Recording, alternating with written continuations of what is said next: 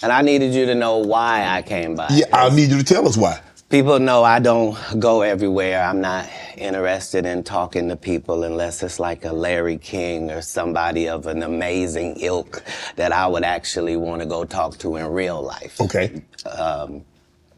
I don't do it so I can sell product, and I got things to sell, so let me come talk. You have a great product here, and as a fan base, we love the attention that you spend on the guests. We love how much work you've done, how well you know them, how prepared you are. The same things that we liked about you in football. You brought that on over to here, and that's why it resonates. And the reason I had to come is because you've made a safe place for the truth to be told. You know what I mean? Thank you. I appreciate that. And I have watched all of these lowbrow comedians come here and disrespect you in your face and tell you straight up lies. I'm talking about things that have never been heard in all of Black Hollywood. They feel comfortable sitting here and lying to you about it. You gonna set the record straight? Are you kidding me? You let Rickey Smiley sit here and you said out that mouth, you stole Friday After Next, the one I was in. I wish all of America fumbled a bit when that happened. And then he said some stuff that we haven't heard in 100 years in Hollywood. You ain't say nothing. This man told you he had Katt Williams' role. He was gonna be Money Mike. Wait. And Katt Williams was gonna be the Santa Claus. Now three quick points. You mean in Hollywood they cast a 5'5" black Santa Claus that weigh 145 pounds? That's your story. Your story is the Rickey Smiley that couldn't even do curse words because he had a Christian fan base. He was gonna play the pimp. Why you didn't ask him why has he played a woman in more movies than he's played a man?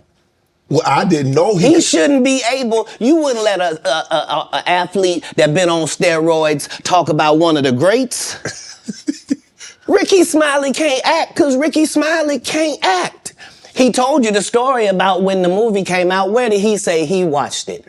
At home. He wasn't even at the premiere. You telling this man, you stole that. Oh, so he could get his name in the same sentence with a great one. It is sad. He was just that bitter when we were shooting it. He told everybody, it should have been my role. Everybody on the scene. Why do you think no cast member has ever said anything? He couldn't have played that role like you. I thought he was... Sir, no one... Why no... He was with KD? He beat up Terry Crews? Why nobody know this story? You talking about in Hollywood, they switched off roles. You take this and he... What? So Rickey Smiley knows this. And I don't know why he would lose a child and come on the air and start lying. That's why people believe in rituals right there. It's because, well, why would he lie? I don't know why liars lie. But I can tell you this.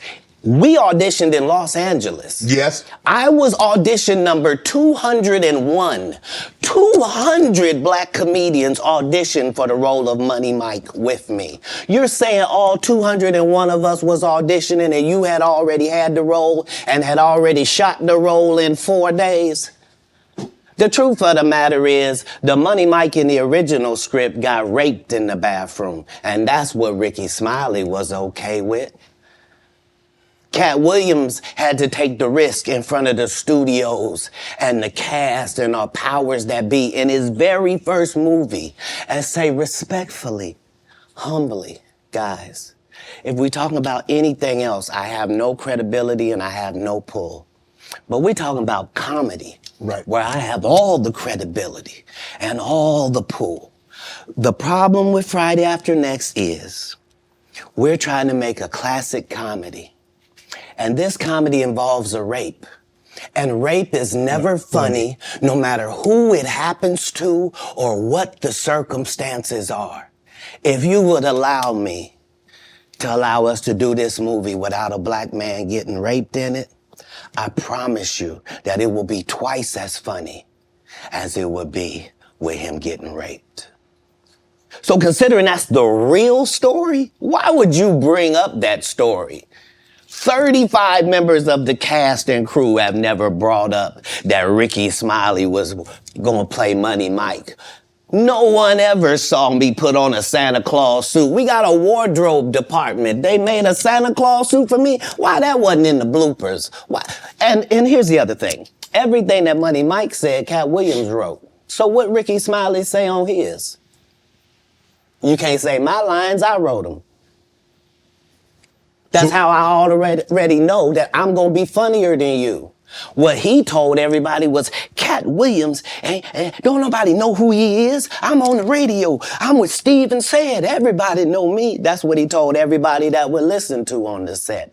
That's the truth of the matter. He was so egregious, not now, then. He was so egregious that, and Hollywood has never heard this in 100 years. He was so egregious, I put in my contract that I won't work with Rickey Smiley again unless he's in a dress. Now, what was Rickey Smiley's next movie? Was it First Sunday? Did he wear a dress in it? You bet he did. It's in my contract. Why would you put that in your contract, Katt? That's where he's a believable actor. Him and Tyler Perry can't play a man to save their life. They play good women, and I believe that the best actor should be in the best role. So that's why, because when we released that clip and he said that, you responded because he said he was supposed to play Money Mike and you were supposed to play Santa Claus. An outright lie. So that he knows is a lie. So why would he say it? Because he's a liar. Nobody knows why liars lie.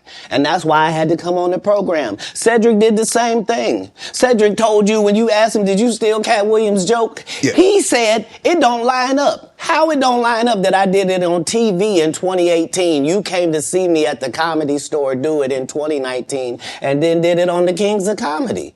Like, what doesn't line up? This is a televised joke that Mark Curry helped me punch up and get to the level that it was. The same Steve that went to go watch Mark Curry do his whole sitcom and then stole everything Mark Curry had. Now Steve got a sitcom where he the principal and he wear a suit and then he gets this high top fade, making all black men think he got the best lineup in the business. And it's a man unit. Then you ask it, why you not a movie star? I didn't want to be a movie star. This the same Negro that hated on Bernie with this same thing. I didn't want to be a movie star. No, you couldn't be a movie star. There are 30,000 new scripts in Hollywood every year. Not one of them asks for a country bumpkin black dude that can't talk good, Oba-Kaby, and look like Mr. Potato Head. There ain't none. You would have to have range. I played a lot of characters, 60 movie roles. I'm not playing Katt Williams in there. I don't know, Katt. We might not let you drink anymore the way I mean, we ain't even got. I'm not fueled by alcohol. I've had a sip, less than you. The truth don't need motivation. I'm just saying I can't let these dudes lie. Cedric's sitting here telling you why he ain't a movie star. He over here look like a walrus. You didn't say nothing. He can't even get his arms off his stomach sitting over here. Why I'm not a movie star. What? It's a situation. He never wrote anything. Remember, when Cedric the Entertainer starts, he's supposed to be singing, dancing, and telling jokes. That's why he's called the Entertainer. Right. We found out he can't sing, can't dance, and doesn't write jokes. He did 4 comedy specials. They're so bad, Shannon, they're not available on Netflix or Tubi. Can I say that again for the audience? They're so bad that they're not available on Netflix or Tubi. You don't think Sam's a good comedian? The world doesn't think that, sir. I have 12 comedy specials. He has 4 specials that are not available on Netflix or Tubi. It seems to me, Katt, that you had a lot to get off your chest. No. You wanted to set the record straight. Winners are not allowed to allow losers to rewrite history. I don't say any of these things if my name is not breached by these people on your platform. If you give a liar a platform to lie, then I'm not being messy by saying, hold on, that never happened, it's untrue, and there are hundreds of witnesses for each thing I'm saying. So let me ask you this. What is your relationship with Steve Harvey, Rickey Smiley, and Cedric the Entertainer as you sit here currently? They've For 30 years, they're a group. These aren't three random guys. The way that Rickey Smiley kept appearing at all of my auditions is because of Steven said he would tell anybody that, listen, they got a gang on that side. They know what it is. They know who the gang is. Why Earthquake not in movies? 'Cause he's illiterate. He can't read. And they found that out when they gave him a show and put the cards in front of him. Like, all of these dudes are co-entwined and they share secrets. And this is the age of truth. And the truth doesn't need to be scared of the fact that people tell lies. Katt's on drugs. Where are the stories? Why is there no story of anybody who ever sold a drug to me, did a drug with me, was around me when I was inebriated? I got 5 daughters. I got 5 sons. Why would we tell these ridiculous stories? Because it's competition. You feel like, well, why comedy guys can't just get along? Yes. Why didn't you get along with the other teams you were competing against? If you're a Denver Bronco, why you don't get along with the Cowboys? Something wrong with you? But I don't disagree. I don't dislike all the Cowboys. Katt, damn, you like dislike? No, that's okay, not. what comedians do you like? Did you play against the team? Yes. I've taken 46 comedians with me on the road. 46. Okay. I'm not the comedian you can give that to. I only put on comedians that are funnier than me. Anybody that ever told you differently was a fat Faison liar. There's nobody like me in the business. Faison just caught a stray. Faison said that getting a Netflix special is easy. I have 12 specials. Guess how many Faison got? 0. So why is he allowed to have conversations about real stand-up people? We do not let people who are on the juice discuss real athletes. That's all. As a journalist.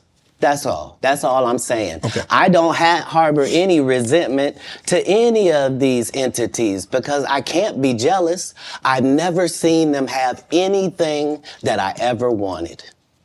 If you sign up for their program, you get a light-skinned, weird-faced wife that never do an interview. Oh, man, come on. Listen, in 20 years, won't do an interview. Nobody's ever talked to her, and she's never been interviewed anywhere. And now, understand, I'm not talking about one person. What I just told you applies to 7 people. How they all end up with that. That's part of what you get. I came in this business saying I was going to expose. When I talked about Michael Jackson, when I talked about R. Kelly, they canceled me for these things because why would you talk about another black dude? Race is not where the line is drawn. It's God's side and the other side. And we don't care nothing about the other side. Period. All of these big dick deviants is all catching hell in 2024. It's up for all of them. It don't matter if you Diddy or whoever you is. TG Jakes, any of them. All lies will be exposed. That's all. And anyone who takes that the wrong way, know why they take it the wrong way.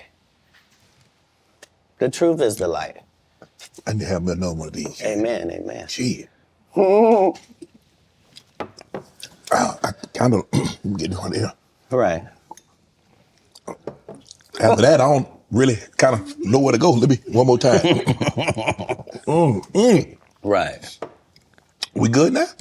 Because the people want to know, well, why would he get blackballed? Yeah, I was gonna ask you that. Because in 30 years, I've done nothing but collect information, knowledge, and your secrets. So if you and a man was in a corner doing something you wasn't supposed to be doing... You will tell it? No, somebody come to tell me. Okay. I gather that. I value that. I'll pay for that. Come, tell me. I know so many things I shouldn't know, and they all know it. They all know it. Why? Because you don't make me the villain. Not the guy that raises black children and ain't never done a hard drug in his life and don't have no stories of doing nobody dirty. And they'll just go out and they'll lie. The industry doesn't mess with Katt because he didn't show up for the studio. No studios have ever said that. Look at my IMDb. It will show you that no studio has ever lost money with me on the script. How? That's why I'm saying, that's why I can't let Rickey Smiley say he was supposed to play Money Mike. Because I wrote the words for Money Mike. I designed the hair for Money Mike. I collaborated with the wardrobe department and made outfits to make sure that no one in America would be wearing what Money Mike was wearing. I told them to go get the Prowler. I then told them to paint it purple. I told them don't have an actor at playing a pimp. We could get an actual pimp, Archbishop Magic Don Juan, to play. Like, I did far too much work for somebody to come years later and try to tag along just for their own self-aggrandizement. Why didn't Cube set the record straight? Terry Crews could have set the record straight. Mike Epps could have set the record straight. Why none of them set the record straight? That's what you were supposed to ask him when he told you those lies that But I no didn't one's know it ever was a heard. lie. Right, but he's telling you something no one's ever heard of. Nobody has ever heard, oh, Ben Affleck and Matt Damon was in a movie and somebody said, y'all should switch roles. Like, this is a business. But that's the thing, Katt. Normally when people are giving you information, I'm thinking I'm hearing it for the first time and they're giving information no one else knows or has ever heard. So I'm taking them at face value. These are like, this is like Steve Harvey telling people he used to be homeless. That's my story. That's not his story. Steve Harvey wasn't never homeless. When Mark Curry was touring with him 25 years ago, he was making $3,000 a show in cash and doing 5 shows a week. They just tell the stories. Thanks to my wife, I'm where I am. You said that about the first wife. You forget that? You told us it was her. Then you went and married somebody else that think like a man.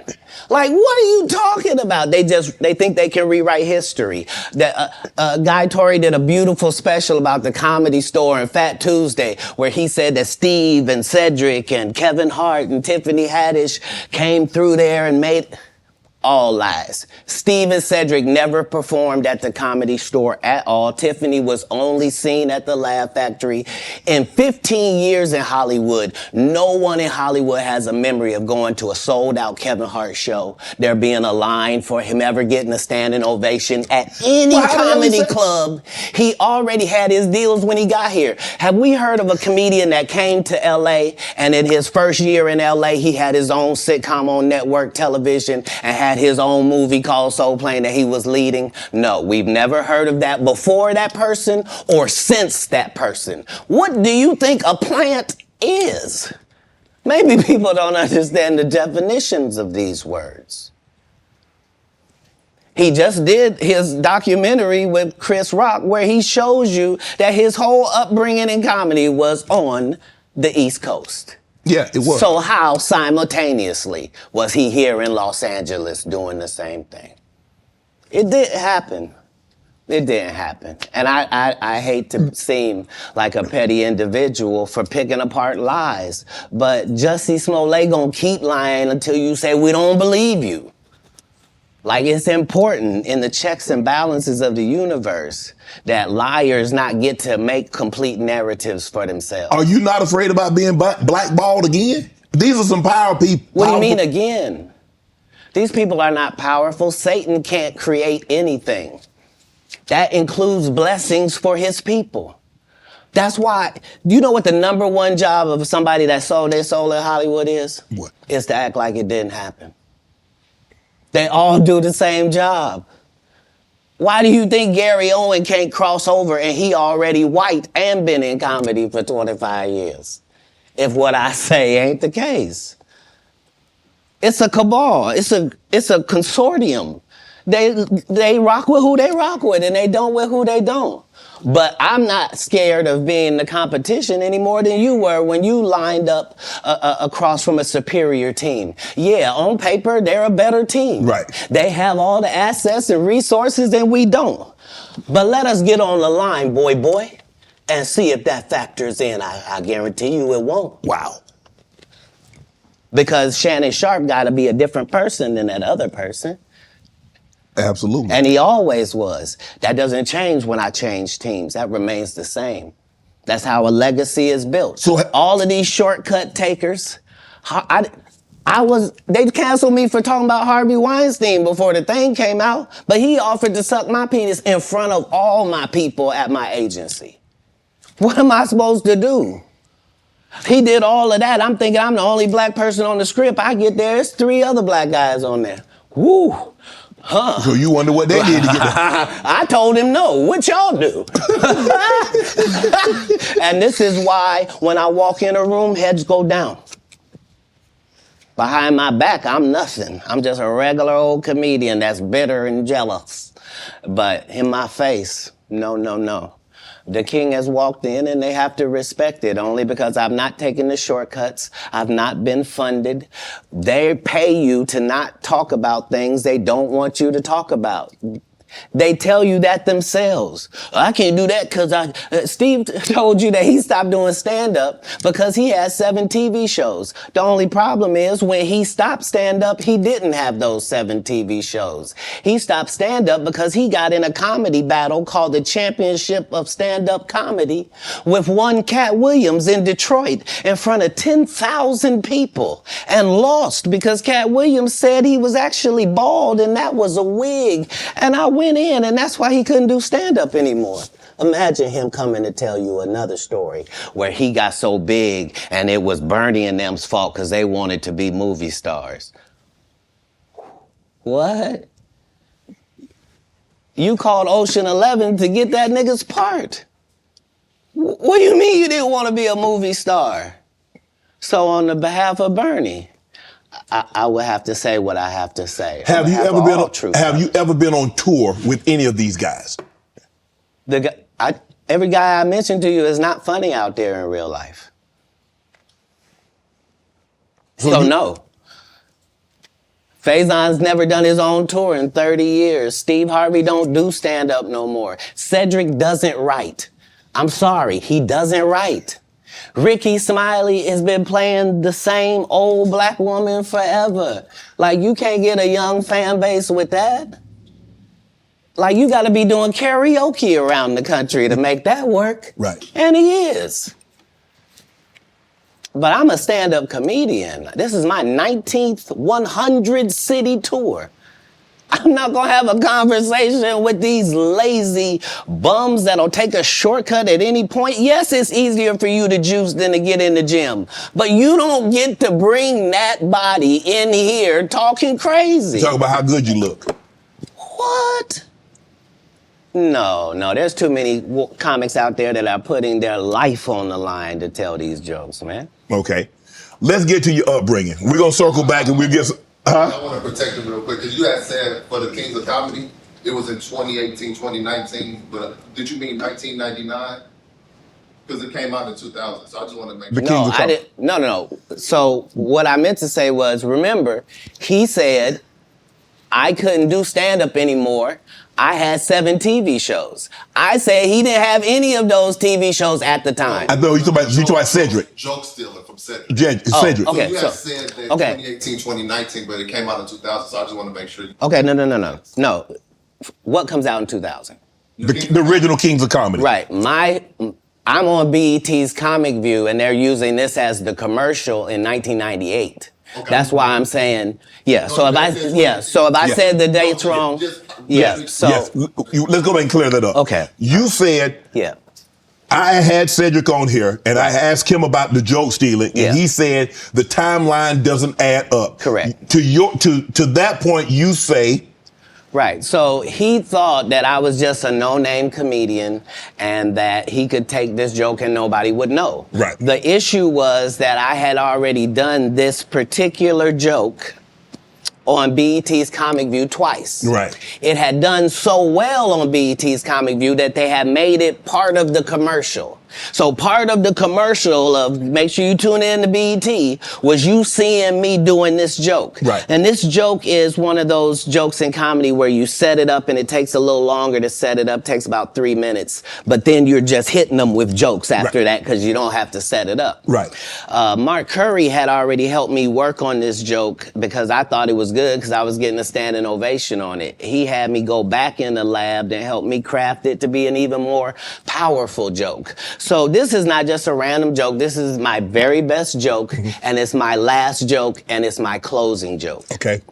1998, I'm doing this joke. It's on Comic View. Cedric comes to the Comedy Store. He watches me in the audience. He comes backstage. He tells me what a great job I did and how much he loves the joke. 2 years later, he's doing that as his last joke on the Kings of Comedy. And he's doing it verbatim. He's just changed my car into a spaceship. Him and Steve had already apologized for me, so I gave him a pass for a decade. Why would you sit here and be like, I saw Katt 30 times, and Katt didn't do, as I stand before you, Shannon, I would have bust Cedric's stomach. There was nothing that would have kept me from one of these in that patch right there. Like, are you kidding me? Why would you downplay me like that? Why did I give you a pass if you were just gonna lie? And so that's what I'm saying. Like, they're all a group. Cedric, Steve, Rickey, they've been a group. Everybody knows that. They've been aligned. And there are these alliances in comedy. And if you stand against them, then they sometimes have a problem. But we don't let that change the content, because that's all you know me for, is that I'm quite likely to tell the whole truth and nothing but the truth, so help me God. Like, all my enemies all look the same in the eyes, whether it's Faison, Wanda, Aries, Spears, they all look like... Man, what you got against Wanda Sykes? You think I don't remember that? Sir, Wanda Sykes and Wanda Smith are two separate people. I mean, Wanda Smith. And I had only said one name, sir. Wanda Sykes I'm is amazing. I love Wanda. And I agree. I love Wanda. That's my girl. Mine but as well. I remember on the radio, you went on a radio interview. If I'm not mistaken, that's in Atlanta. Right. And you came on there with seemingly good intentions. And she attacked you. It wasn't just that part. It was the fact that before I go in there, she has a conversation about, okay, now, I just want to talk to you because you just won an Emmy for the city of Atlanta, and this is in Atlanta, and they just want to hear about the Emmy and hear from you and to thank you for what you did putting the city on. Right. Okay. And we won't talk about your kids. We won't talk about jail, no cases. We ain't going to talk about none of that. Right. And immediately gets in there and goes the opposite way. You can't flip up on me because you're an inferior comedian. I'm going to destroy you, and I'm never going to call you out of your name. I'm never going to say anything disrespectful to people that look like you. It's a very thin line I got to call, but this lady is trying to embarrass me in front of a largely homosexual fan base. That's why she got canceled. Gay people don't take it kindly that you would, as a derogatory, call me gay. Gay people don't feel like it's derogatory. So why are you trying to shame me with something in a community I don't even belong in? There's no gay people saying I belong over there or been over there. You did, but I have no hatred of over there, and how dare you? You did a number on it, though. Hey. You did a number on it. That's legendary. No, you either believe in karma or you don't. Because I didn't even know any of the stuff that she had done to my fellow comedians until afterwards. I just know that it was a setup. Right. And remember, they tried to kill me this same weekend. Not in jokes, with a real gun in my real face on real camera. Understand I'm losing my life for participating in something that goes along with my job. Like, it's two comedians, what do you mean? And the world was okay with it because it was me. Had that happened to anyone else, the world went crazy when Will smacked Chris. This is a person pulling a whole gun on a comedian in the confines of their job. It's really a weird situation when they hate you that bad. Yeah. Yeah. You felt she hated you at that moment because you mentioned that she said it was going to be very professional. Oh, you won an Emmy, congratulations, you put the city on, you own for the city, yada, yada, yada. And now, did she mention anything about the Emmy on camera? I believe you saw the video and you know that none of that took place. See, the issue is that all the comedians have to come do these radio stations because you have to sell your tickets. And so that means you have to go to the radio station. Yes. I don't go to the radio station, and I don't make posts to sell tickets. I just don't. So you've not seen me. I'm not here in some subservient position where somebody sent me over.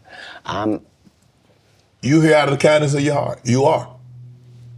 No, I'm saying in the interview situation. Yes. Yeah, right. For sure. Yeah, and this person knew I wasn't there for that, or it's. But how hard? Because you have to understand, she is a female, and so you have to be careful. You have to handle her with kid gloves. Sir, you want to go ahead and take that out? You don't want to be against equality, do you? No. What you just said was very unequal, sir. But I think maybe you've had enough of this. Because I think I just heard you say that women are not equal and should be treated unequally. They want to be treated. You mean equal. as a comedian? No. Listen, you understand and I understand. Yeah. In certain situations, they want to be treated equal. Not all situations. And what part of what you saw her get? She deserved everything you gave her. What part would have been different if she was a man? It would have just been more vicious. Yeah, that's my point. I took all the vicious and venom away because I didn't have any. Plus, I understood. I'm not trying to offend black women with short hair. I'm not trying to offend heavyset women. I'm not trying to upset fellow comedians. I'm not trying to do any of that, and I am qualified to be able to do none of that and still eviscerate you because I'm smart enough to know that I need to say that you have gnarled fingers because I know your limited education means you don't know what the word means. So you can't possibly respond to it. You're not sure of the meaning. And I'm going to continue hitting you because this is what comedians do. Right. You've been masquerading that you're a comedian too. And that's the fallacy. So nobody in boxing fights out of their weight class. If you're a 130 pounder, you don't just show up with the 160 pounders. You stay in your weight class. Is that what you wanted to do? No. That she was out of her league when it came to... Because I didn't want to do any of it. I know you didn't want to, but once she took it there, did you feel that you had to go there? Oh, where? You could have said, Wanda, I didn't come here for that. I just want to do the interview. I just want to talk about what happened. Oh, you misunderstand my job. My job is to be funny. My job is to be funny first. My first job is to be funny. My second job is to be respectful. My third job is to be immaculate and Gaza strip it. That's non-political. I'm saying, if you do it, you let a terrorist accidentally touch over here, and I won't stop burning you down until there ain't nothing left. It'll literally be rubble on top of rubble, and I'll still be bombing. Why? Because that's why you should mind your business. This is what F around and find out is about. Right. Now, I'm reading Katt Williams won Cedric the Entertainer's and Anheuser-Busch Best Los Angeles Comic Award. Did you win that award, won Katt Williams? It's a simple yes or no. It's not a rhetorical question. It's a question that probably should have been asked to Cedric the Entertainer. I'm asking you. I got you here, though. I know. I couldn't believe Cedric didn't get asked that question. You still a dude's joking and giving an award, and then 10 years later you don't know nothing about it. Hey, but I promise you this. What? If he sees me again before he sees you, he'll be talking different when you see him. That's for certain. That's the difference. That's what these comics understand, is that I'm not doing nothing for clout. I don't even recognize clout. But eventually the Lord is going to let me and you be in one hallway. A lot of these dudes go... Kevin Hart done went 25 years without ever being in the same building with me at the same time. If I go in the building, he walk out. You've never seen us in the same building ever in 25 years. Like, it's like that. Why? Why? Yes. Because I'm really the product. It's not what you think. I am never under the influence of anything. I'm always in my right mind. I'm always a physical specimen. And when you see me, I'm much, much bigger than you had thought. I have far less play in me than you would like. And I'm relentless. I'm out there. I'm still, to this day, I play 11 games of basketball with a 20-year-old. The record is 92-6.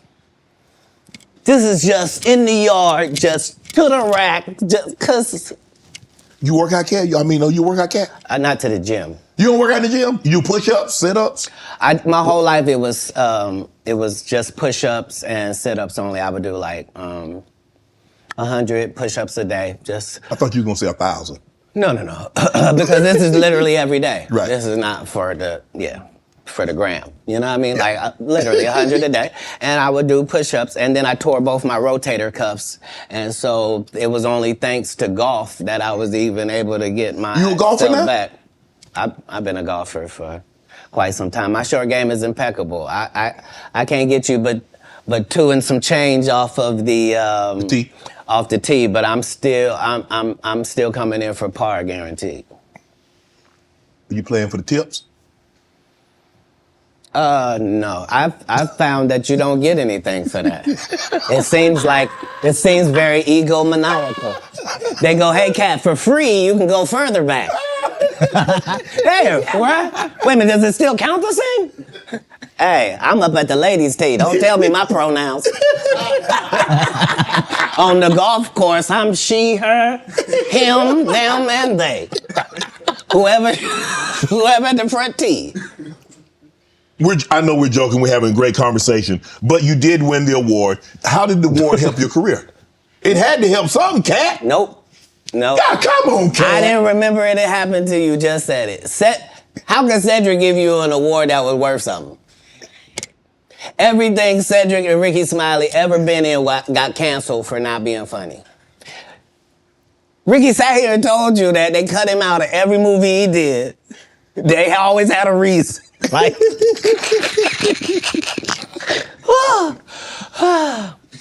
that's why I'm funny, because I'm a happy person. I laugh all day long. I can't even imagine the misery of these bums. Just to not be good at what you do, not work hard at what you do, but have to act like you the best at what you do. It is crazy. It's crazy. But they be touring, they be doing like 100 shows a year? That's me. I don't run into none of them. That's what I'm saying. If you a Faison Love fan, you mean you've been a fan of him for 32 years, you still waiting on him to do his first special? You mean to tell me if Steve Harvey, your favorite comedian, you mean you've been waiting for him to do stand-up for 15 years now? I mean, Steve got a lot of other... DL's still out there. None of those irons matter to stand-up. Who cares that they wrote a placard for you to do Family Feud on? Like, you're successful because we're surprised you can talk for a living and it's entertaining that you're gonna say some funny country things. But not a writer. Right. Not a writer. Now, I've had to turn down $50 million 4 times. 4 times. Just to protect my integrity and that virgin hole I was telling you about. Right. Because P. Diddy be wanting to party. And you gotta tell him no. You got to tell him no. I did. I did. See, I got the receipts for everything I'm telling you. That's why I can say them so freely. Cat, I need another one. You here, get your number. Thank you, sir. Thank you. Come on. Because early on you was accusing me of being... Cat, man. Cat. Yeah, it's crazy. When you got into stand-up, was crossing over, was doing TV, was doing movie, was that a part of it? You're like, okay, I'm doing stand-up. Okay, the next progression is TV movies. Throughout the history of stand-up, sir. That's the goal for all of us. That's how it goes. That's why when you hear these dudes talking about, oh, I didn't want to be a movie star, you just know it's disingenuous. Like, what are you talking about, dude? Yeah, oh, no, I just wanted to do a game show. Right. What? Are you sure? Are you sure? Because I thought you did Mark Curry's show over after he had just done hanging with Mr. Cooper. Why would you do all of that man's stuff that he did on his show on yours, and then do the dude's stand-up when you go on the road? And then you never put Mark Curry on your show or nothing. Like, if you don't say anything, these dudes will run over you. I don't know if you know how bullies operate. But do. If you don't stand up for yourself, there really is nothing they won't do. Right. You're a very generous man, Katt. You're the sole sponsor of Melba Moore, getting a star on the Hollywood Walk of Fame. You did all that on your own. Why? Do you have a personal relationship with Melba? No. I understood that she was a black woman in a time where it mattered what you look like, and they had a certain thing that they needed you to look like and act like in order to be successful. Right. And she just never did that. She wasn't tall enough. She wasn't fine. They didn't like her looks. They didn't like that her hair was natural. They talked crazy about her, and yet she still made all of these achievements. And I'm like, understand, I'm already in the Comedy Hall of Fame. I'm already going to heaven no matter what happens. If it ends in a second, I'm up there. So it gives me the leeway to do some things that are simply because it's the right thing to do. So the truth of the matter is, they wanted to give me a star, but please don't consider me and this person been sitting on this list this whole time. And just because they ain't got enough money, they can't get they just due? That's crazy. When do you start? That's hurtful. What if somebody can't afford their flowers? You mean they don't get them? No, God don't operate like that. He would send a dummy like me to come and take care of that. Just so that the right thing happens. That's how the universe works. Because remember, what am I spending my money on? I'm not spending my money on strippers.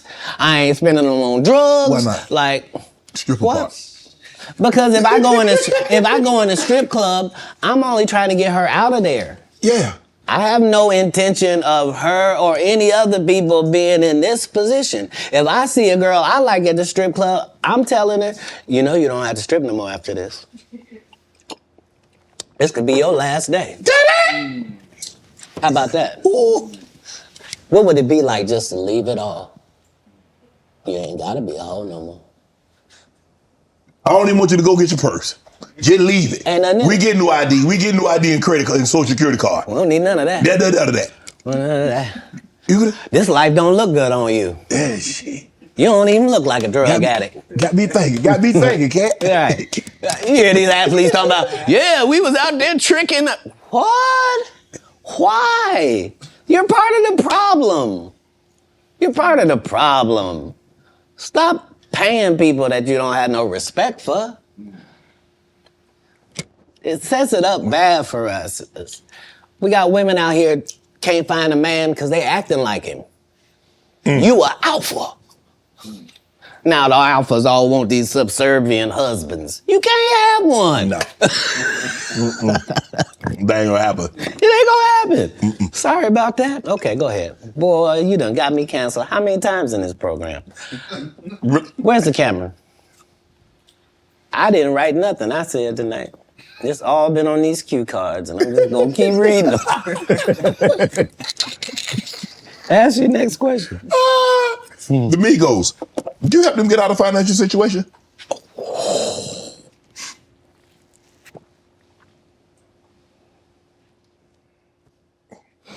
I don't think we ever, as a nation, can remember a time that the Migos were financially unsuccessful. So for the record, I would assume that they've never needed Katt Williams' financial assistance for anything. I'm sure that between QC, the label, and other things, they were taken care of. On the other hand, if I was given the opportunity to help them, would I? Of course I would. That's what I do. I'm a pro-black non-racist. Like, I really, really love black people, but I don't love them more than other people. I love everybody.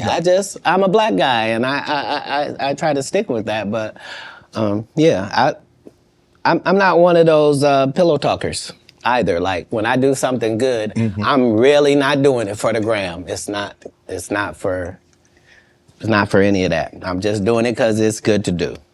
I appreciate that. I don't know if this is true, but I did read that comedians on your show say that women sometimes would bring them money and not say where it came from. Say that again? Comedians would say women would bring them money and not say where it came from. Right. So I'm not a feminist like a feminist would be, but I do believe that that in my camp, like if I had 35 people in my camp, right? I believe that other than 4 jobs, I believe that a woman is better at any of them jobs than any man could be. Okay. So 10 of these jobs, no man can work because I'd rather a female be there. If I gotta smell anybody's breath, I want it to be hers. I don't want none of you crusty.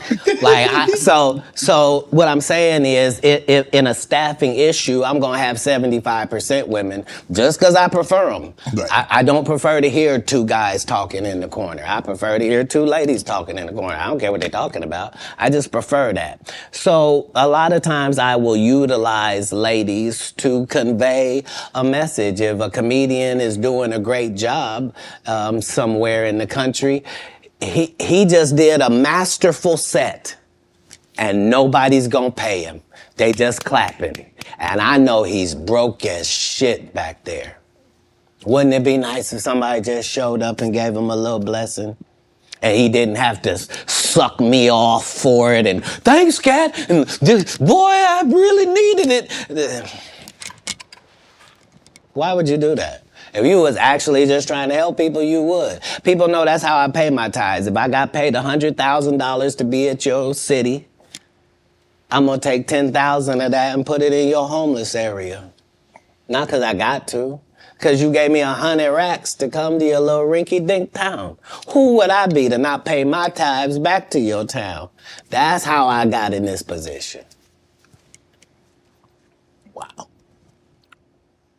You adopted 7 kids. Why? That's a lot of kids for a man that's as busy as you are, travels as much as you do, on the road as much as you are, spend a lot of time, because you have to spend a lot. I mean, it's not easy. I mean, maybe it comes so natural to you to put pen to paper and to write things down and be able to go out there and perform a set. But that's a lot of responsibility, Katt. Right. Right. But if there was a God, what would he think about you if you did that? I'm saying let's say, for example, that God is real. Yes. Okay? And let's say he be looking at what you do. Yes. What would he say if you did that? He said, that Katt, that's a very kind gesture. That's very generous of you. My whole life, since I was telling you when I was young and they was asking me what I wanted to be, and nothing I wanted to be was what I wanted to be, God's friend. That's a weird thing if you're an atheist. If you're an atheist, I didn't even say nothing. But if you believe in God and I tell you that I wanted to be God's friend and I wanted to even go to Hollywood and still be God's friend, if I told you that that was my aim, you could understand where I'm at. Like, I promise you, no jealousy, no bitterness, none of that. I got exactly what I was trying to get. I haven't been shorted in any way. I mean, 7, 8 kids, single. You gonna get married? You remember the conversation where it was me? Yes. And I didn't know what was gonna happen to my 2 little brothers and yes. It was just gonna be out there? Yes. So when it come full circle and I'm one of the richest men that ever lived. And I don't mean, please don't look at my net worth. I saw my net worth. I had that on me. I don't even. I swear to God.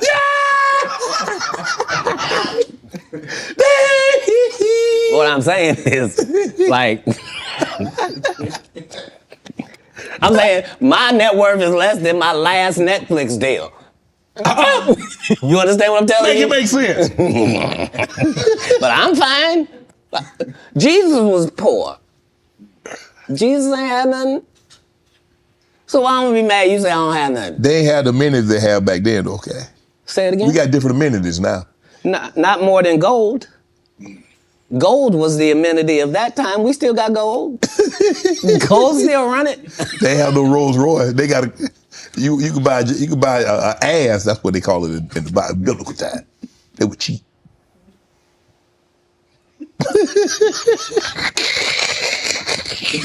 I'm saying if you really want to say, I'm saying a Cullinan is cheap.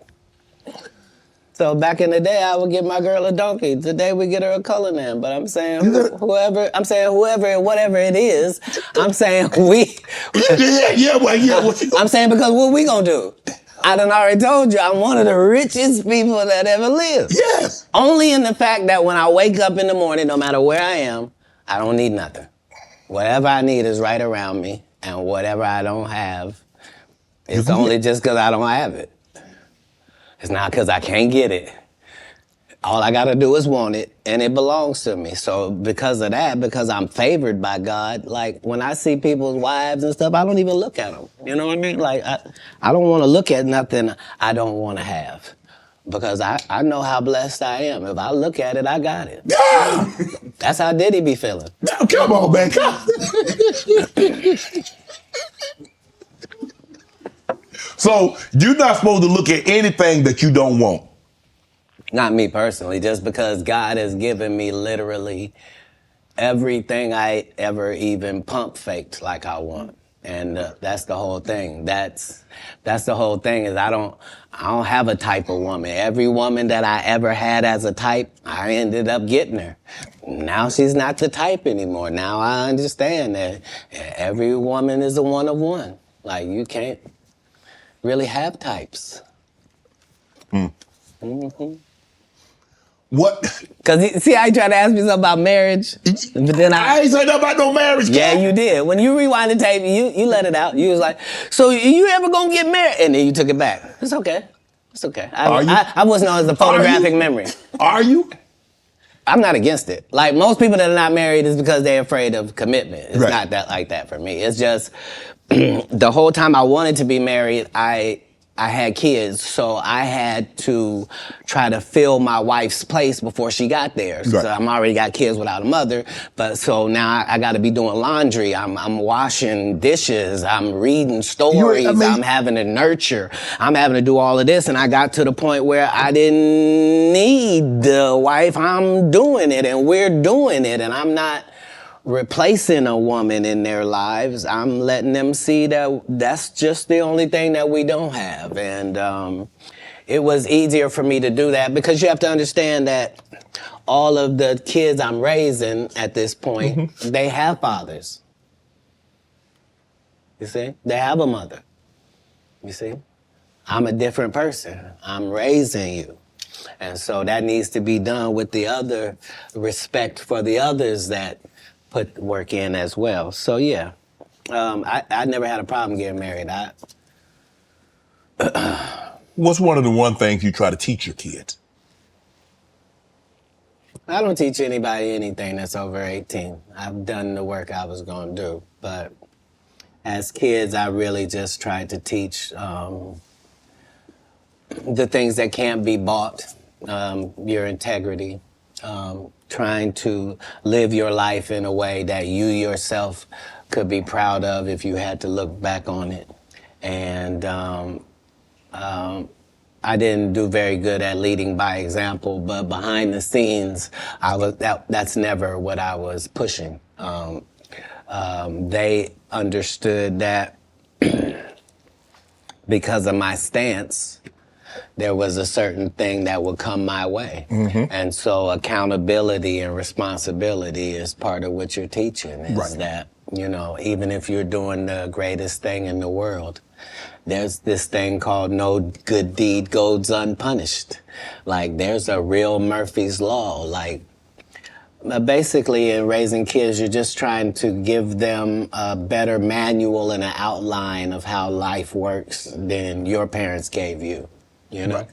And so that's how I did it. What do you think about Kanye rants? What's going on with Kanye? From a distance, obviously, I don't know how well you know Kanye. I don't know if you've been around Kanye, but from a distance, what do you suspect's going on?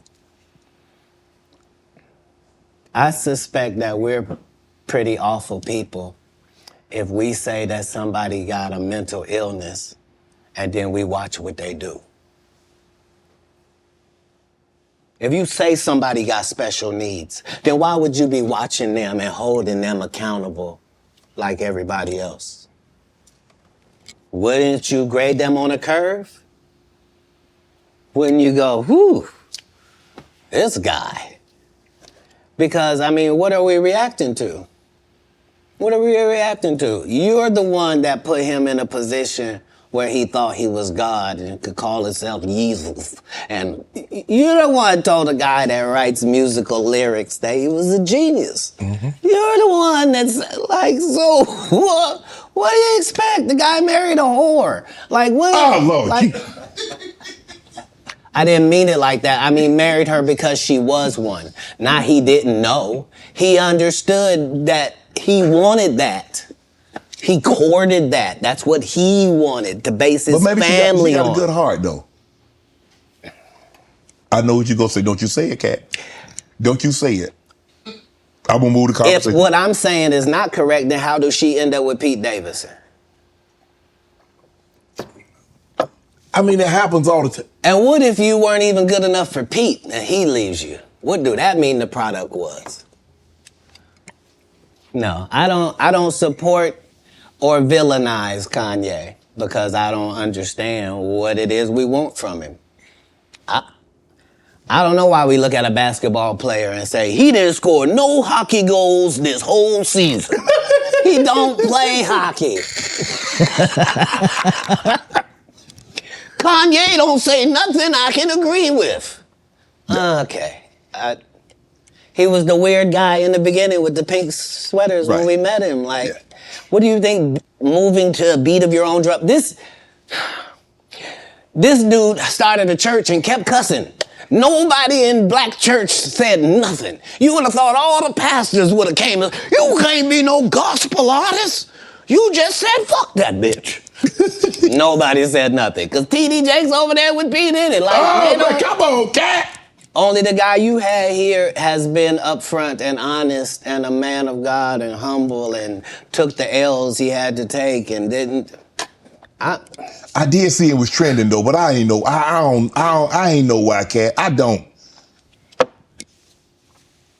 Let me go to this question right here. This question All people that love the truth got to be happy if the truth coming out and lies is getting exposed. That's just what time it is. 2024, folks. Do you consider yourself a king of comedy?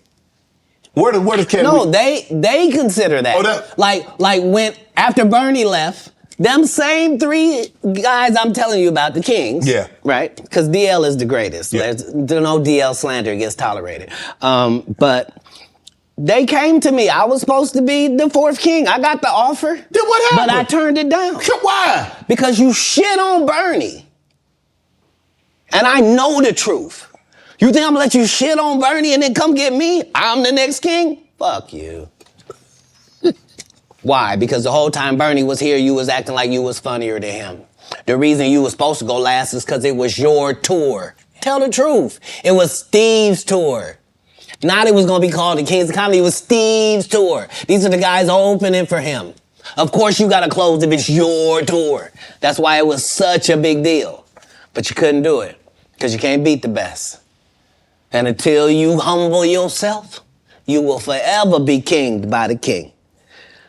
And because you finally did it, because you didn't have no other choice, and now that he gone, you gonna act like he wanted to be a movie star. You stop it. You stop it. That man was funnier than all of y'all, and y'all thought y'all had one over on him. You thought he was black and ugly, and you were good looking, and he couldn't make it because you did. And that ain't the way comedy works. The king is the funniest. Period. Every time. And that's why no audience member was ever swayed. It didn't matter where Bernie went. You think if Bernie went first, he wasn't the king? Get out of here. Get out of here. Get your ego out of this. You let the best be the best. Right? Katt Williams, ladies and gentlemen. Thanks for coming on, bro. I really appreciate that. Thanks for sharing Thank you. the stories, setting the record straight. Now you know they're gonna double back. Impossible. Impossible. Only because if once you play this back, you'll realize I didn't say anything that made me look in a good light. I wasn't tearing down others to boost myself up. But I do have to acknowledge things that did not take place. Like, we're very ingenuous if we say this is not a game and we don't play it and people ain't in positions and people don't have their favorites and they group and they click. Right. Well, that happens in all businesses. Right. No. Say what side you on, say why you don't like the other side, and then get to the game. But in the game, I'm wiping the field with them to the point where they don't even compete anymore. So how you gonna let a dude that been on the bench for 15 years, I would have beat Jordan's ass. Shut up, Jordan is still alive. We'll call Jordan right now. You can't beat him now. Not then, you can't beat him now. Let's get to your upbringing. Born in Cincinnati, Ohio, raised in Dayton, Ohio. What was Katt Williams' upbringing like? Your parents were Jehovah's Witness. You were a prodigy. You were brilliant. You talked to me that you got accepted to college at 7 years of age. You could read fluently at 3 years of age. So having that kind of knowledge, having that kind of prodigy, what was your upbringing? How was it? How was life as Katt Williams Crunk coming up?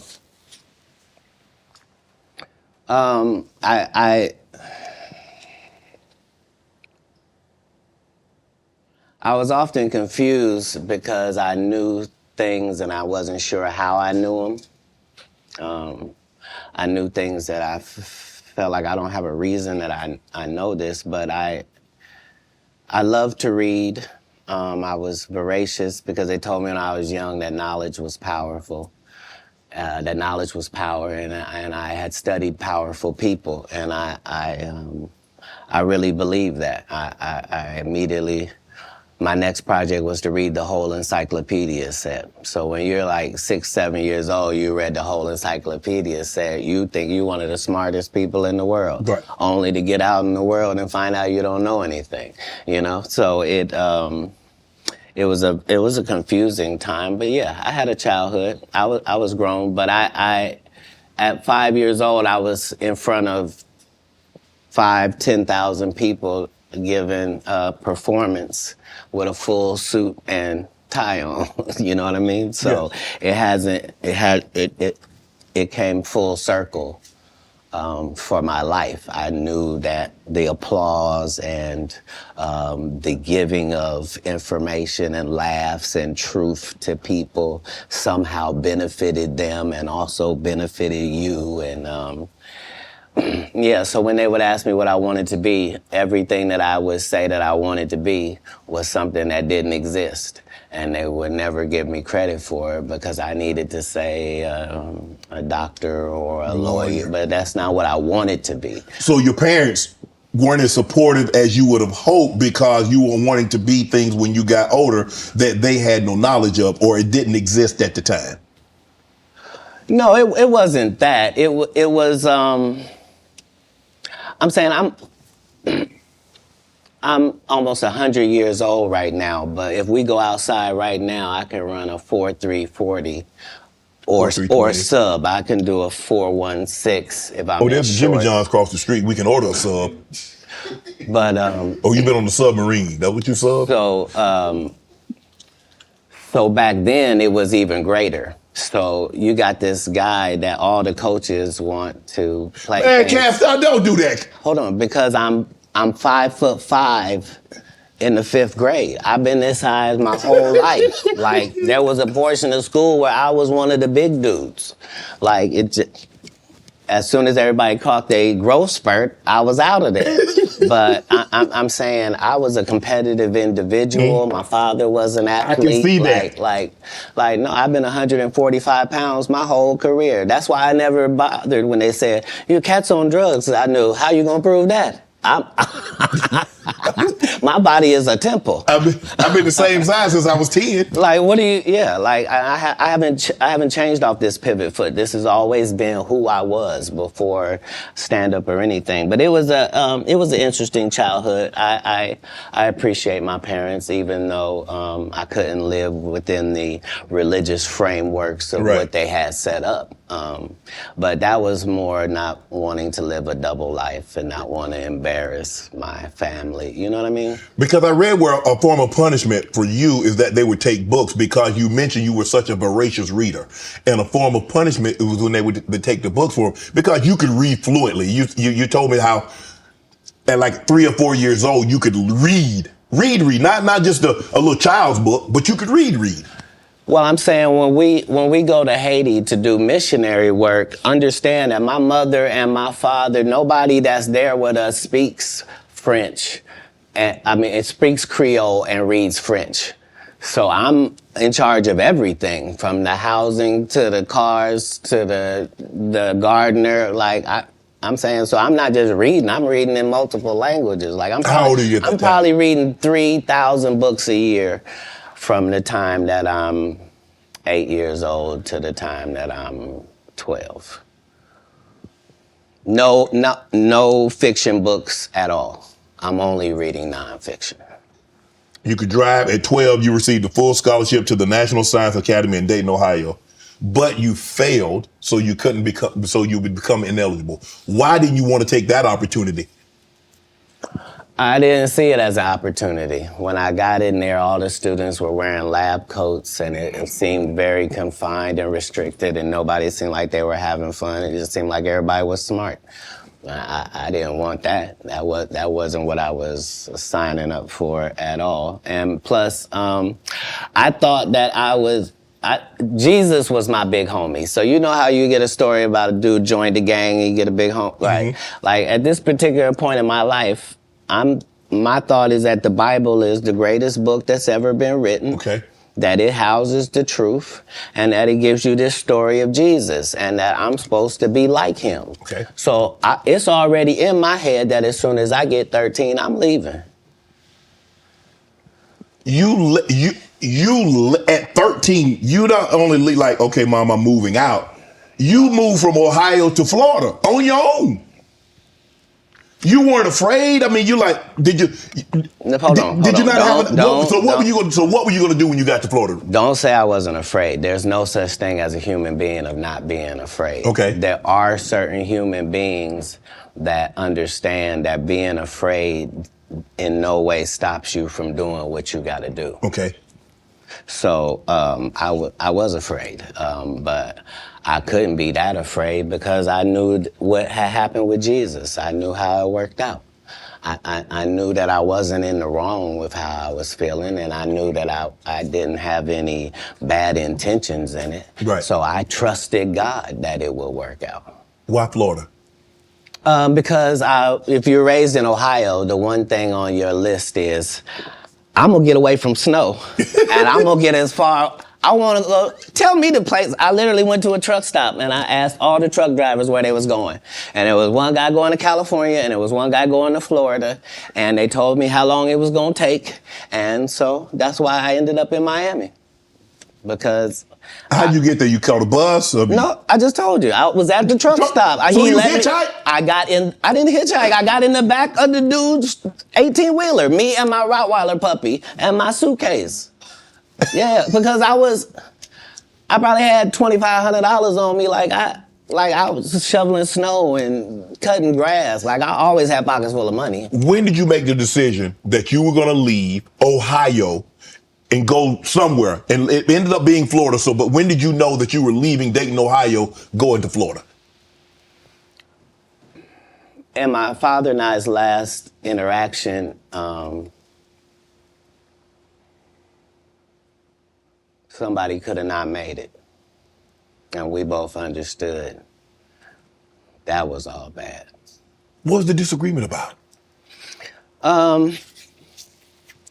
If you say that my family is very religious, just say I'm not.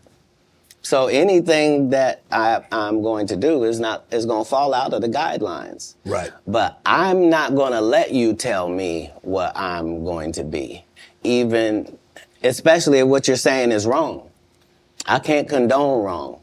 And if I find out that something is wrong and I tell you it's wrong and you don't back me,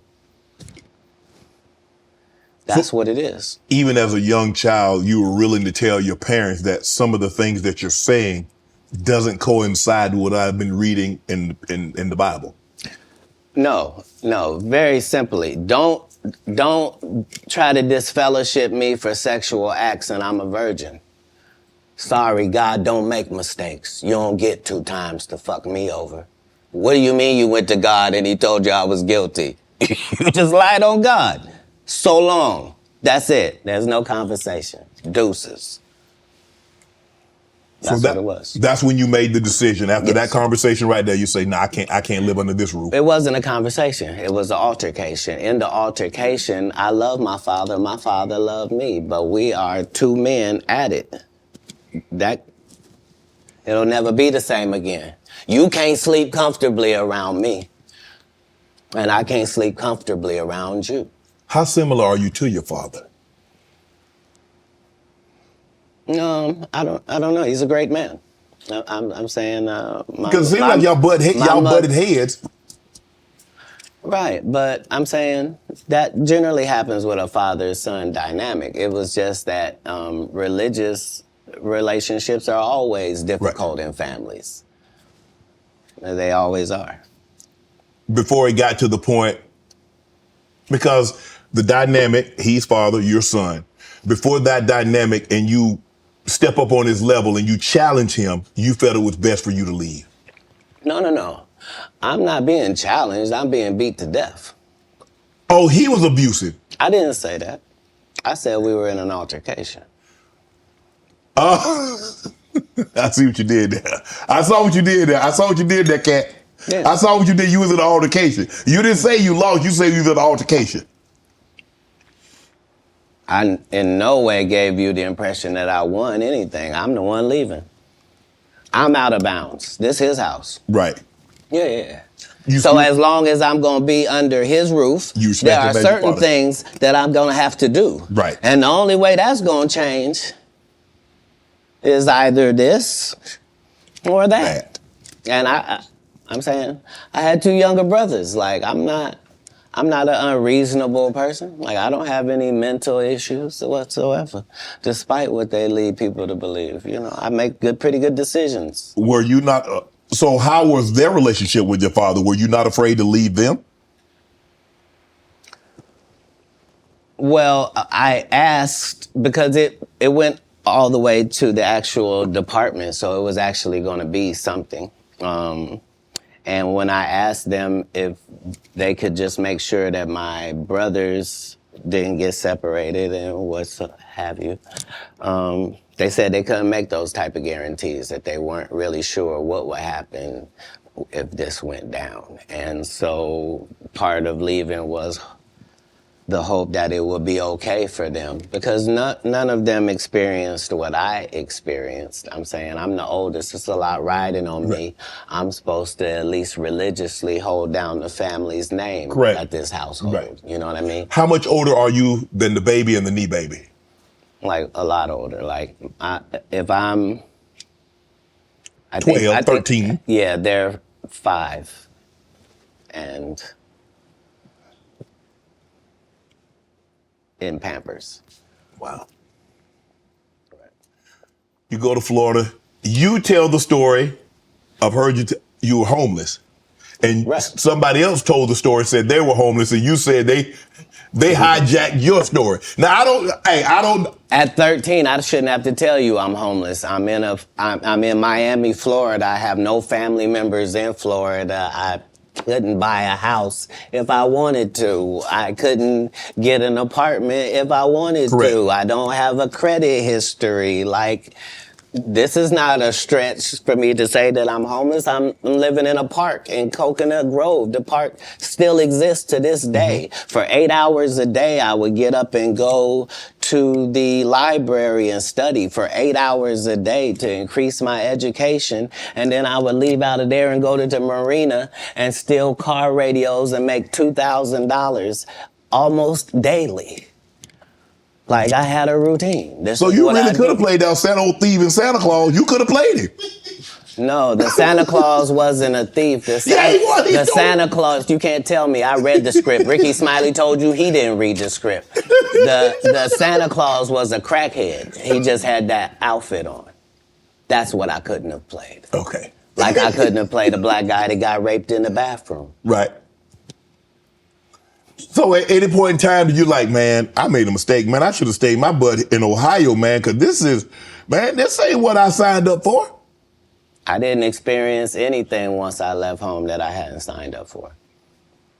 If anything, it saved my life. Me being homeless for that small period of time allowed me to see all of the people that were in that situation and to see that these were lawyers and doctors and teachers, and that these people were white and black and Asian and Indian. And the only thing that all of these homeless people had in common was they made a bad decision and aligned themselves with drugs. And I interviewed them all. What drug? And guess what, Shannon? What? Nobody had a great story.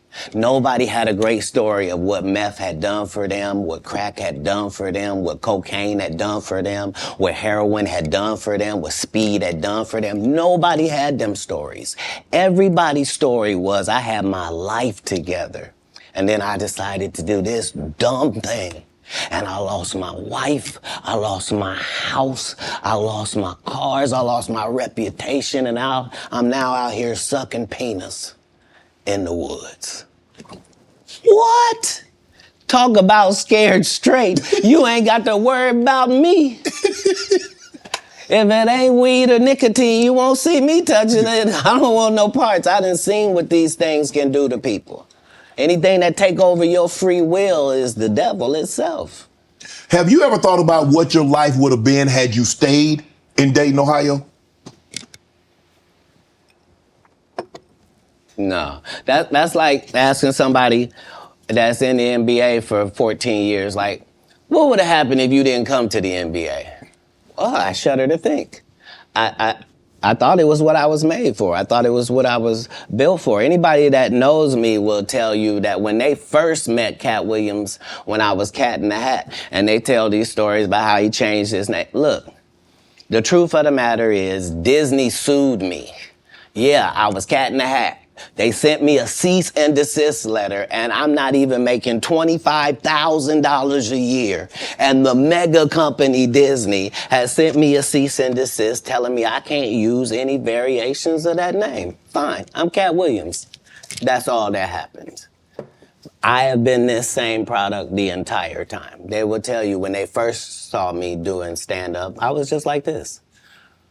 This is what I bring. This is my style. When did you know were you always funny? Did you always want to be a comedian? No. Did you stumble on a comedianship? No, I loved what they did. And so I studied them, all of them. I studied all of the white comedians because I wanted to know, why is Monty Python funny? Why is Don not so talented? I wanted to know, what is George Carlin's thing? Like, so I studied all of the comedy masters regardless of the field because I loved to laugh. Mm-hmm. I didn't know that these people were making a great living at doing this. I thought this is just what they did.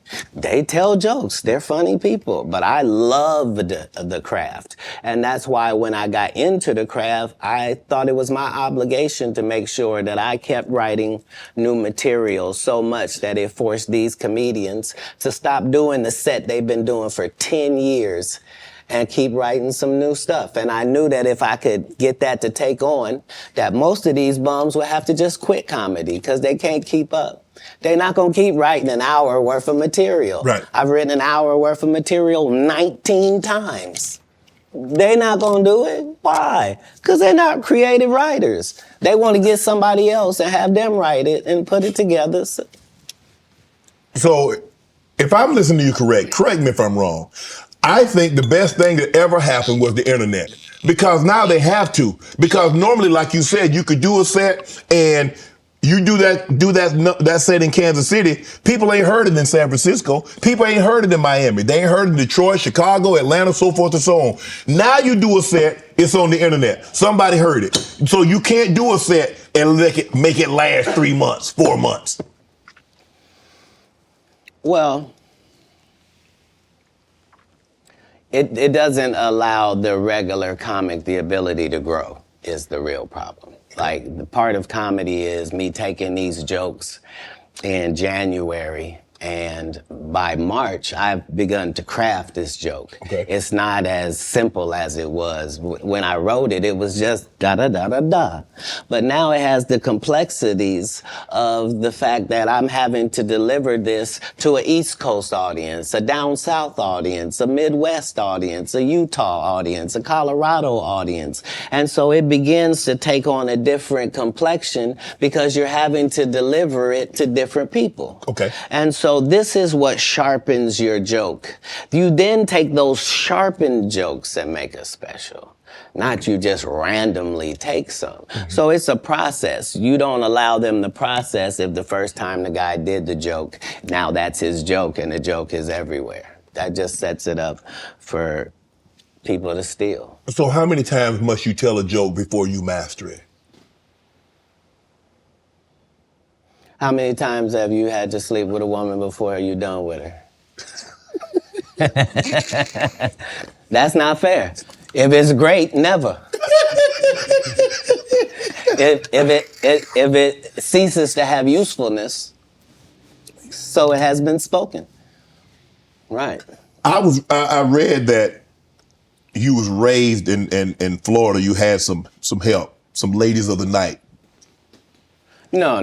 That's not true. No, that whole story doesn't take place in Florida. That story takes place in Oklahoma City. Okay. So after I'm in Florida, I then join, I try to join the Marine Corps and they won't accept me because I'm too young and I've lied and told them I'm 16 and my family's moving down and I don't have my ID, but it's coming.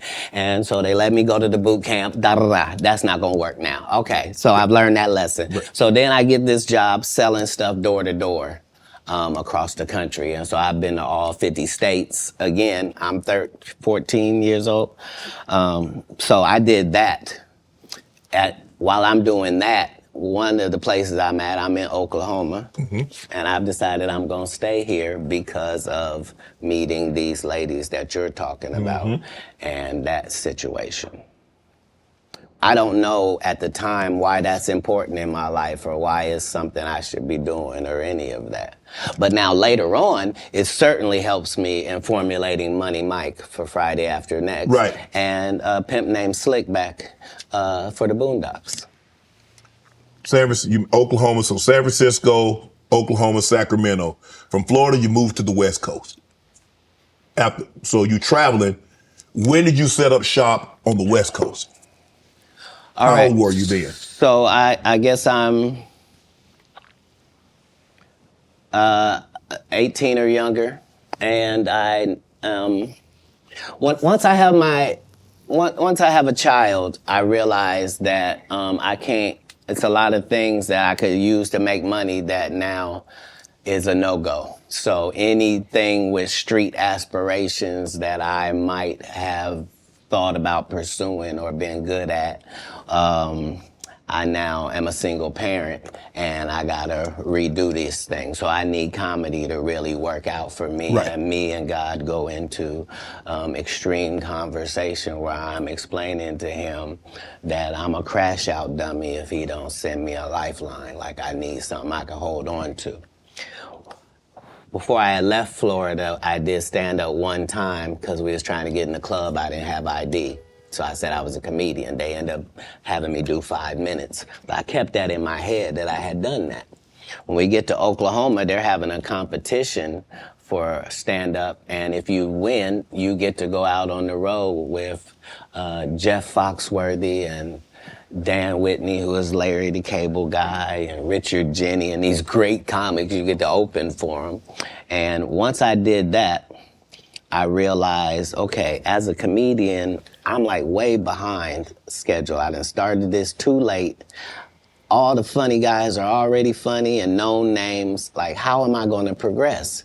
So I realized that I do better with a white audience than I do with a black audience. And I'm not sure why that's occurring, but the white audience likes me more. That's interesting.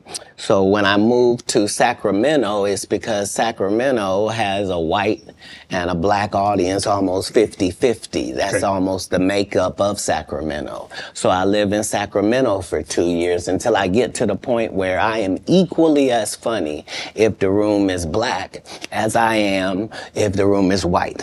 That's not enough. Now I need to be one of the good ones when it comes to black comics. So now I have to move to Oakland, and that's what lands me in Oakland for 3 years. Once I have dominated male black comedy in Oakland to my liking, now I'm prepared to go to Los Angeles now. Now I know you can't throw me any curveballs. If it's a white audience, if it's a black audience, no matter what they are, I'm prepared to deal with all of the audiences. Do you write jokes according to the audience that you're going to be in front of, or is your joke universal? Well, in the beginning, part of my framework is that I'm tailoring every show to this audience.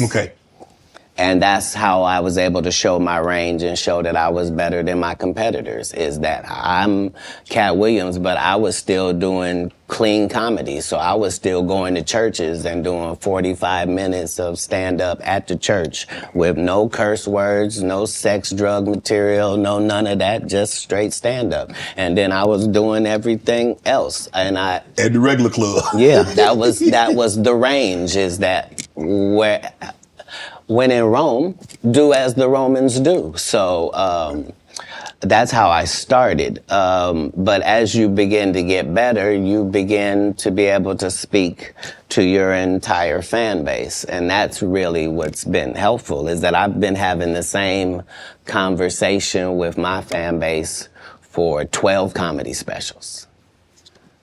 Is that what set Katt Williams apart? Is your range? Is that you can do a comedy, do 45 minutes in the church. I can go to a comedy club in front of 250, or I can go into an arena with 15,000. That's range, because everybody can't do that, Katt. Well, if that's what range is called, then yeah, it's range. But I like the people I'm talking to. You see what I'm saying? So it's not like it can't be condescending, because I'm talking to my white male friend when I'm telling that white joke. When I'm talking about this joke about this black lady, I know that black lady. That's who I'm talking to. I'm speaking to this fan base that I've been speaking to from the beginning. I already told them what I was on when I first came in. I told them they was gonna come after me. They was gonna cancel me. They was gonna say terrible things about me and try to mess my life up. I said that coming into stand-up. I'm saying it in my So you knew it was going to be? It has to be. I know I'm going into the belly of the beast. How could I be naive? I know that I'm going into Satan's playground, but I'm trying to be so good that you got to bring me in so close that I can see who's doing what and what's going on in there. In San Francisco, you joined the Nation. I was never in San Francisco. I was in Oakland. You was in Oakland. Did you join the Nation? Is that? Yeah, Honorable Minister Farrakhan and I have an extremely close relationship. He refers to me as one of his sons. So, yeah, I spent a particular period of time. Let me explain. Yes. Because my particular background was already religious and super strict, right? I didn't find out about other religions by reading about them. I went to their religion. I don't want to learn from Jewish people from outside. I want to be in a synagogue. I don't want to learn about Muslim people I want to be in a mosque. I don't want to hear about the Baptist or the Pentecostal. I want to go to their church and see. And so that was the religious discovery that I was on through that period in my life. Want to join Club Shay Shay? Become an official member by hitting that subscribe button, where you never know who's going to be joining us for drinks and conversation. Don't be late to the party because you know we like to do something before two something.